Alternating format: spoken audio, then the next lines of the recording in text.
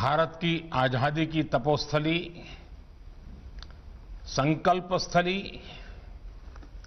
अंडमान निकोबार की भूमि और वहां रहने वाले सभी को मेरा नमस्कार। आज का दिन अंडमान निकोबार के दर्जनों द्वीपों में जो लाखों लोग बसे हैं, उन सब के लिए तो अहम है ही, पूरे देश के लिए भी महत्वपूर्ण है। साथियों, नेताजी सुभाष चंद्र बोस को नमन करते हुए करीब 1.5 वर्ष पहले मुझे submarine optical fibre cable connectivity परियोजना के शुभारंभ का अवसर मिला था। मुझे खुशी है कि अब इसका काम पूरा हुआ है और आज इसके लोकार्पण का भी सौभाग्य मुझे मिला है। चेन्नई से पोर्ट ब्लेयर से लिटिल अंडमान और पोर्ट ब्लेयर से स्वराज द्वीप तक अंडमान निकोबार के एक बड़े हिस्से में ये सेवा आज से शुरू हो चुकी है। मैं अंडमान निकोबार के लोगों को इस सुविधा के लिए अनंत अवसरों से भरी इस कनेक्टिविटी के लिए बहुत बहुत बधाई देता हूं, शुभकामनाएं देता हूं।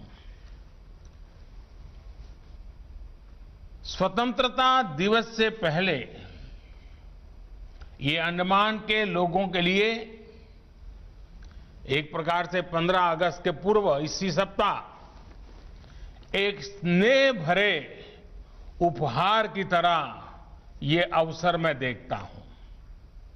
साथियों, समंदर के भीतर करीब 2300 किलोमीटर तक केबल बिछाने का ये काम समय से पहले पूरा करना, ये अपने आप में बहुत प्रशंसनीय है।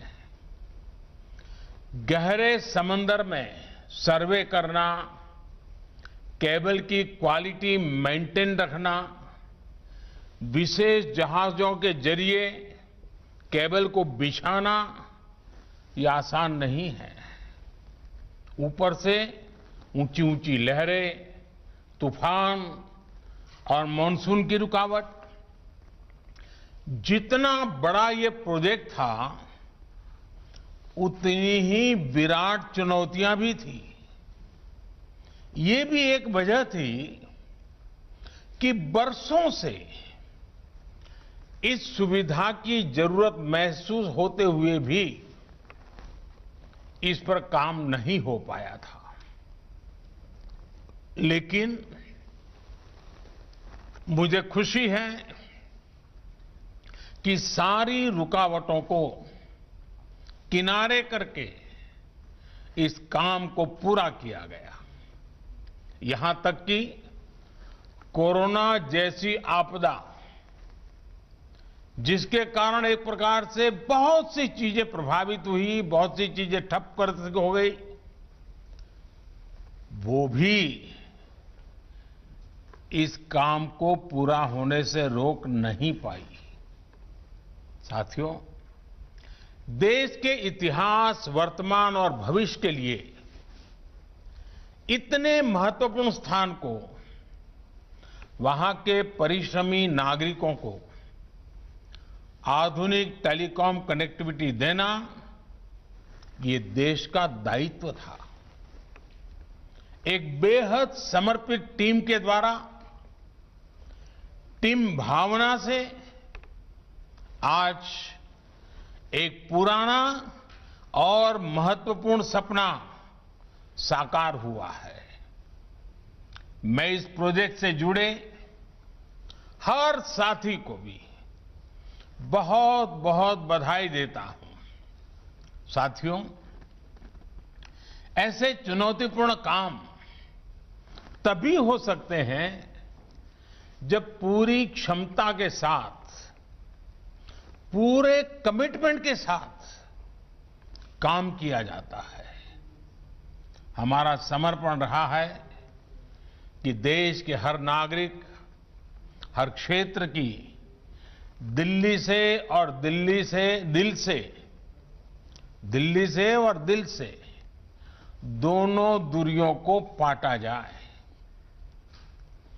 हमारा समर्पण रहा है कि देश के हर जन, हर क्षेत्र तक आधुनिक सुविधाएं पहुंचे और हर नागरिक का जीवन आसान बने। हमारा समर्पण रहा है कि राष्ट्र की सुरक्षा से जुड़े बॉर्डर एरिया और समुद्री सीमा पर बसे क्षेत्रों का तेजी से विकास हो। साथियों, अंडमान निकोबार को बाकी देश और दुनिया से जोड़ने वाला ये optical fibre project ease of living के प्रति हमारी प्रतिबद्धता का प्रतीक है। अब अंडमान निकोबार के लोगों को भी मोबाइल कनेक्टिविटी और तेज इंटरनेट की वही सस्ती और अच्छी सुविधाएं मिल पाएगी जिसके लिए आज पूरी दुनिया में भारत अग्रणी है। अब अंडमान निकोबार के लोगों को, बहनों को, बच्चों को, युवाओं को, व्यापारियों, कारोबारियों को भी डिजिटल इंडिया के वो सभी लाभ मिल पाएंगे जो बाकी देश के लोगों को मिलते आ रहे हैं। ऑनलाइन पढ़ाई हो, टूरिज्म से कमाई की बात हो, बैंकिंग ऑपरेशंस हो, शॉपिंग हो या टेलीमेडिसिन दवाइयां हो, अब अंडमान निकोबार के हजारों परिवार को भी ये ऑनलाइन व्यवस्थाएं मिल पाएगी।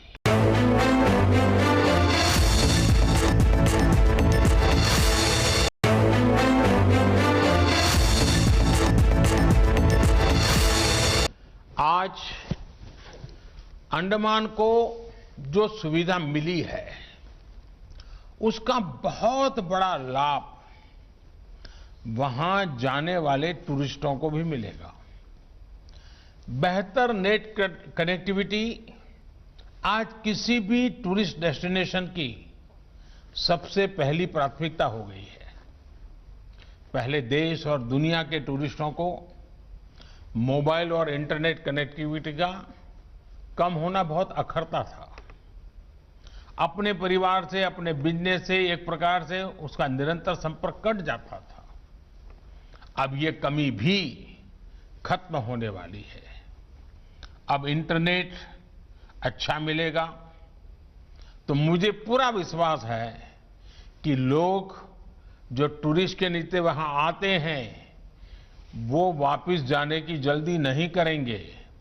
वो लंबे समय के लिए वहां रुकना पसंद करेंगे और जब लोग ज्यादा रुकेंगे, अंडमान निकोबार के समंदर का, वहां के खान पान का आनंद लेंगे तो इसका बहुत बड़ा प्रभाव रोजगार भी पड़ेगा और रोजगार के भी नए अवसर बनेंगे। साथियों, अंडमान निकोबार के इकोनॉमिक स्ट्रेटेजिक कोऑपरेशन और कोऑर्डिनेशन का ये प्रमुख केंद्र है। हिंद महासागर हजारों वर्षों से भारत के व्यापारिक और सामरिक सामर्थ्य का सेंटर रहा है। अब जब भारत इंडो पैसिफिक में व्यापार, कारोबार और सहयोग की नई नीति और रीति पर चल रहा है, तब अंडमान निकोबार सहित हमारे तमाम द्वीपों का महत्व और अधिक बढ़ गया है। एक्ट ईस्ट पॉलिसी के तहत पूर्वी एशियाई देशों और समंदर से जुड़े दूसरे देशों के साथ भारत के मजबूत होते रिश्तों में अंडमान निकोबार की भूमिका बहुत अधिक है और ये निरंतर बढ़ने वाली है। नए भारत में अंडमान निकोबार द्वीप समूह की इसी भूमिका को मजबूत करने के लिए 3 साल पहले आइलैंड डेवलपमेंट एजेंसी का गठन किया गया था। आज आप देख रहे हैं कि अंडमान निकोबार में जो प्रोजेक्ट बरसों बरस पूरे नहीं होते थे, वो अब तेजी से कंप्लीट हो रहे हैं। साथियों, अंडमान और निकोबार के 12 आइलैंड्स में हाई इंपैक्ट प्रोजेक्ट का विस्तार किया जा रहा है। मोबाइल और इंटरनेट कनेक्टिविटी की एक बहुत बड़ी समस्या का समाधान तो आज हो चुका है। इसके अलावा रोड, एयर और वाटर के जरिए फिजिकल कनेक्टिविटी को भी सशक्त किया जा रहा है। नॉर्थ और मिडल अंडमान की रोड कनेक्टिविटी को मजबूत करने के लिए 2 बड़े ब्रिज और NH4 के चौड़ीकरण पर तेजी से काम हो रहा है। पोर्ट ब्लेयर एयरपोर्ट में एक साथ 1200 यात्रियों को हैंडल करने की कैपेसिटी आने वाले कुछ महीनों में बनकर तैयार हो जाएगी। इसके अलावा डिगलीपुर, कार निकोबार और कैम्बेल बे में भी एयरपोर्ट ऑपरेशन के लिए तैयार हो चुके हैं। स्वराज द्वीप, शहीद द्वीप और लॉन्ग आइलैंड में पैसेंजर टर्मिनल, फ्लोटिंग जेटी जैसे वाटर एरोड्रोम इंफ्रास्ट्रक्चर भी आने वाले कुछ समय में बनकर तैयार हो जाएंगे। इसके बाद यहां उड़ान योजना के तहत सी प्लेन की सेवाएं शुरू हो जाएगी। इससे एक आइलैंड से दूसरे आइलैंड की कनेक्टिविटी मजबूत होगी और आने जाने में आपका समय भी कम लगा करेगा। साथियों, आइलैंड के बीच और बाकी देश से वाटर कनेक्टिविटी की सुविधा को बढ़ाने के लिए कोची शिपयार्ड में जो 4 जहाज बनाए जा रहे हैं, उनकी डिलीवरी भी आने वाले कुछ महीनों में हो जाएगी। प्रयास ये है कि अगले 1 साल में बड़े जहाजों को रिपेयर करने की सुविधा वहीं आइलैंड में ही विकसित हो। इससे आपका समय बचेगा, खर्च कम होगा और रोजगार के अवसर भी बनेंगे। इसका बहुत बड़ा लाभ फिशरीज सेक्टर को भी होगा। साथियों, आने वाले समय में Andaman Nicobar port lead development के हब के रूप में विकसित होने वाला है। अंडमान निकोबार दुनिया के कई पोर्ट से बहुत कॉम्पिटिटिव डिस्टेंस पर स्थित है। आज पूरी दुनिया ये मान रही है, जिस देश में पोर्ट्स का नेटवर्क और उनकी कनेक्टिविटी बेहतर होगी, वहीं 21वीं सदी के ट्रेड को गति देगा। ऐसे में अंडमान निकोबार में हो रहे इंफ्रास्ट्रक्चर से जुड़े कार्य उसे विकास की नई ऊंचाइयों पर पहुंचाएंगे।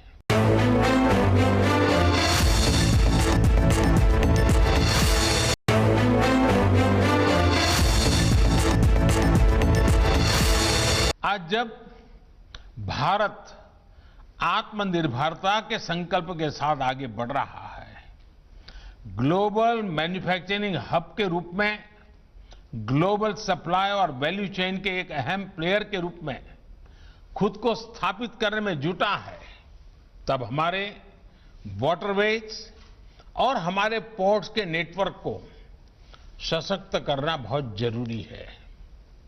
बीते 6-7 साल में पोर्ट डेवलपमेंट और पोर्ट लेड डेवलपमेंट को लेकर जो काम हो रहा है, उससे देश को नई ताकत मिल रही है। आज हम नदी जलमार्गों का एक बड़ा नेटवर्क तैयार कर रहे हैं जो समुद्र के बड़े पोर्ट्स को देश के लैंडलॉक राज्यों से कनेक्ट कर रहा है। पोर्ट इंफ्रास्ट्रक्चर के विकास में जो कानूनी अड़चनें थी उन्हें भी निरंतर दूर किया जा रहा है। सरकार का ध्यान समंदर में ईज ऑफ बिजनेस को प्रमोट करने और मैरीटाइम लॉजिस्टिक्स को सरल बनाने पर भी है। ऐसे दुनिया के सबसे बड़े सिंगल विंडो प्लेटफॉर्म को तैयार करने पर भी काम चल रहा है। साथियों, ऐसे ही अनेक प्रयासों के कारण अब देश के पोर्ट नेटवर्क की कैपेसिटी और कैपेबिलिटी दोनों का विस्तार हो रहा है। 3 दशक के इंतजार के बाद वेस्ट कोस्ट में भारत के पहले डीप ड्राफ्ट ग्रीनफील्ड सी पोर्ट को सैद्धांतिक मंजूरी दी जा चुकी है। इसी तरह ईस्ट कोस्ट में डीप ड्राफ्ट इनर हार्बर के निर्माण का काम भी तेजी से चल रहा है। अब ग्रेट निकोबार में करीब 10,000 करोड़ रुपए की संभावित लागत से ट्रांसशिपमेंट पोर्ट के निर्माण का प्रस्ताव है। कोशिश ये है कि आने वाले 4-5 साल में इसके पहले फेज को पूरा कर लिया जाए। एक बार जब ये पोर्ट बनकर तैयार हो जाएगा तो यहां बड़े बड़े जहाज भी रुक पाएंगे। इससे समुद्री व्यापार में भारत की हिस्सेदारी बढ़ेगी, हमारे युवाओं को नए मौके मिलेंगे। साथियों, आज जितना भी आधुनिक इंफ्रास्ट्रक्चर अंडमान निकोबार में तैयार हो रहा है वो ब्लू इकोनॉमी के लिए भी बहुत महत्वपूर्ण है। ब्लू इकोनॉमी का एक अहम हिस्सा है फिशरीज, एक्वाकल्चर और सीवीड फार्मिंग। सीवीड के फायदे को लेकर आज दुनिया में चर्चा हो रही है। कई देश इसकी संभावनाओं को एक्सप्लोर कर रहे हैं। मुझे खुशी है कि अंडमान निकोबार में इसकी संभावनाओं को तलाशने के लिए पोर्ट ब्लेयर में जो पायलट प्रोजेक्ट चलाया गया था उसके नतीजे उत्साहित करने वाले हैं। अब इसकी खेती को आइलैंड्स में प्रमोट करने के लिए स्टडी शुरू हो चुकी है। अगर ये प्रयोग बड़े स्केल पर सफल होते हैं तो इसको देश में अन्य जगह पर भी विस्तार किया जा सकता है। इससे विशेष तौर पर हमारे मछुआरे साथियों को बहुत बड़ा लाभ होगा। मुझे उम्मीद है हमारे आज के प्रयास इस दशक में अंडमान निकोबार को, वहां के लोगों को न सिर्फ नई सहूलियत देंगे बल्कि वर्ल्ड टूरिस्ट मैप में भी प्रमुख स्थान के तौर पर स्थापित करेंगे। एक बार फिर आप सभी अंडमान निकोबार वासियों को मोबाइल फोन और इंटरनेट कनेक्टिविटी की आधुनिक सुविधा के लिए मैं बहुत बहुत बधाई देता हूं। और अब जब कोरोना का समय है तो मैं विशेष रूप से आपके लिए प्रार्थना करूंगा कि आप स्वस्थ रहें, सुरक्षित रहें, आपका परिवार स्वस्थ रहें। कोरोना के इस समय में 2 गज की दूरी का पालन हमेशा करते रहें और आगे भी बढ़ते रहें। इसी कामना के साथ स्वतंत्रता की इस तपोभूमि को और 15 अगस्त के पूर्व आज मुझे आप सबसे नमन करने का मौका मिला है। मैं आप सबको भी 15 अगस्त के पूर्व, आजादी के पर्व के पूर्व ये बहुत बड़ा अवसर के लिए बहुत बहुत बधाई देता हूं और उज्जवल भविष्य के ये नई छलांग के लिए आपको आगे आने के लिए निमंत्रित करता हूं। बहुत बहुत धन्यवाद।